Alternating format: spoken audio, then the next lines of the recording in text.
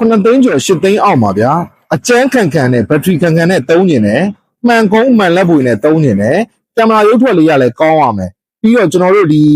အကျန်းခံမှုအပိုင်းမှာလဲဗျာမိတ်ဆွေကလုံးဝဟိုဖုန်းကိုကြမ်းကြမ်းတမ်းတမ်းလေးသုံးတာဖြစ်တယ်ဆိုလို့ရှိရင်တော့အခုကျွန်တော်ပြပေးတဲ့ဖုန်းကိုမိတ်ဆွေအဆုံးထိကြည့်သွားလိုက်ပါမင်္ဂလာပါကျွန်တော် VM Mobile Shop ပါအခုကျွန်တော်တို့လည်းမတိုင်ပြထားတဲ့ model လေးကတော့ Honda အတွက်ရှိထားတဲ့ Honda H9C ဆိုတဲ့ model လေးဖြစ်ပါတယ်ကျွန်တော်တို့မြန်မာနိုင်ငံ official showroom device ဖြစ်တယ်ဒီကောင်လေးဆိုလို့ရှိရင် RAN 2256ကို Black Titanium color လေးဖြစ်ပါတယ်ခင်ဗျာဘူးပစ္စည်းအစုံနဲ့သုံးရမယ်ပြီးတော့လို့ရှိရင်ဒီကောင်မှာဆိုရင် battery 6600ဆိုတဲ့ battery အကိတ်ကြီးထည့်ပေးထားတယ် display ကလည်းကျွန်တော်တို့လုံးဝ full view display ကိုမှာ dynamic island နဲ့ဒီကောင် display က AMOLED ကိုကျွန်တော်တို့1B color 120 Hz နဲ့ peak brightness က4000နဲ့ထိရတယ်ဗျာဒီလိုမျိုးဗျာဒီဈေးရောင်းဝင်းကျင်မှာသုံးပေးထားတဲ့ specification ကတကယ်ကြီးကိုစေတနာပါတယ်လို့ပြောလို့ရတယ်ဗျာဒီရုပ်ထွက်ကြီးကိုမိတ်ဆွေတစ်ချက်ကြည့်ကြည့်လိုက်ပါနော်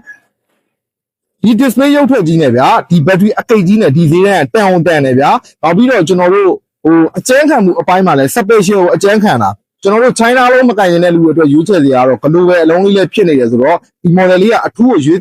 ချယ်တဲ့ model လေးဖြစ်ပါတယ်ဒီ Honda H9C 5G လေးကိုကျွန်တော်ရောင်းချပေးမယ်ဈေးနှုန်းလေးက